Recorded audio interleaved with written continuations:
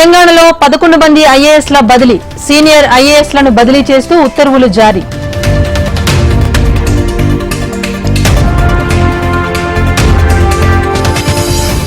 CM Revanth కు జోగులాంబ ఆలయ ప్రధాన అర్చకుల ఆశీర్వాదం, ఆలయ అభివృద్ధికి చొరవ చూపాలని వినతి.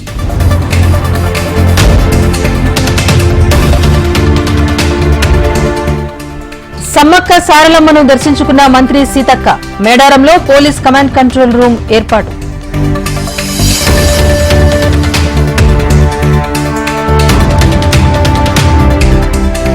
కాళేశ్వరంపై ఫోకస్ పెట్టిన తెలంగాణ సర్కార్, మేడిగడ్డ పిల్లర్ల కుంగుబాటుపై మంత్రి ఉత్తమ్ రివ్యూ.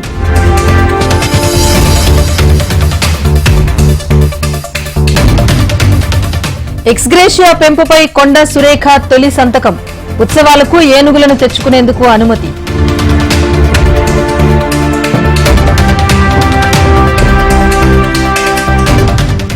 సీఎంతో ఆర్బీఐ మాజీ గవర్నర్ రఘురాం రాజన్ భేటీ, రాష్ట్ర ఆర్థిక పరిస్థితి, భవిష్యత్ నిర్ణయాలపై చర్చించిన రేవంత్ రెడ్డి.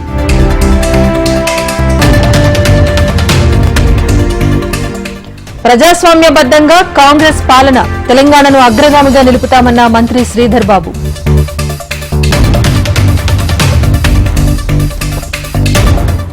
భద్రాచలంలో మంత్రి తుమ్మల నాగేశ్వరరావు పర్యటన, 2వ బ్రిడ్జ్ నిర్మాణ పనులను పరిశీలించిన మంత్రి.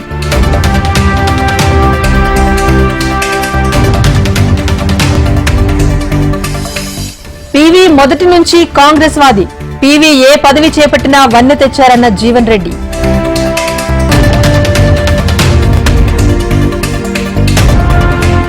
ఎన్నికల్లో ఓటమి ఎన్నో పాఠాలు నేర్పింది, ఈ 5 ఏళ్లు పార్టీ కోసం పనిచేస్తానన్న మాజీ ఎమ్మెల్యే జగ్గారెడ్డి.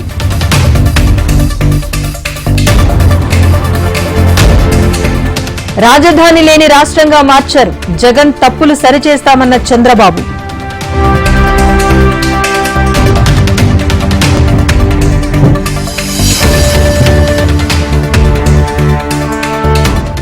కేంద్రం ఒక్కో జిల్లాకు 1,00,000కు పైగా ఇళ్లు మంజూరు చేసింది, ఎన్ని లబ్ధిదారులకు అందించారో చెప్పాలన్న పురంధేశ్వరి.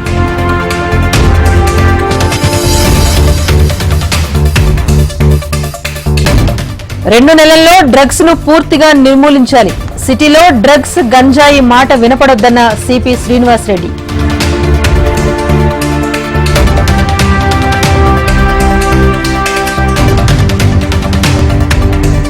ఉద్యోగులు, పెన్షనర్ల పట్ల చిన్న చూపు లేదు, ప్రభుత్వ ధనాన్ని దుర్వినియోగం చేయలేదన్న మంత్రి ధర్మాన.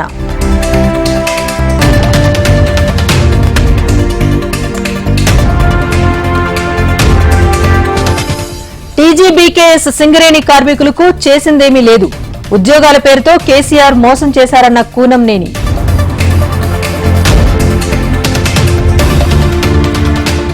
మొబైల్ ఫోన్ల రికవరీలో తెలంగాణ దేశంలోనే నంబర్ 1, 8 నెలల వ్యవధిలో 15,024 cell phones trace.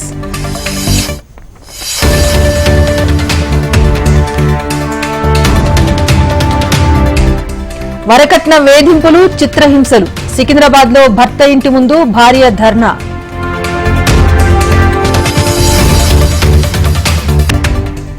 Surat diamond boards ను ప్రారంభించిన మోదీ, 67 లక్షల చదరపు అడుగుల విస్తీర్ణంలో నిర్మాణం.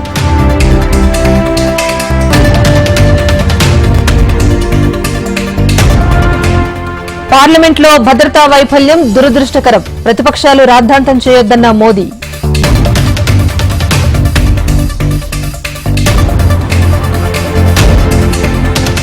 రేపు హైదరాబాద్ కు రాష్ట్రపతి, 5 రోజుల పాటు ద్రౌపది ముర్ము శీతాకాల విడిది.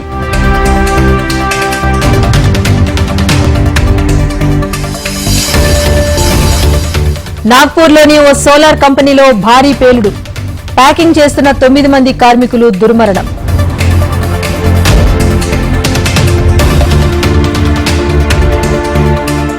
తమిళనాడులో కురుస్తున్న భారీ వర్షాలు, 7 జిల్లాలకు ఆరెంజ్, 6 జిల్లాలకు ఎల్లో అలర్ట్ జారీ.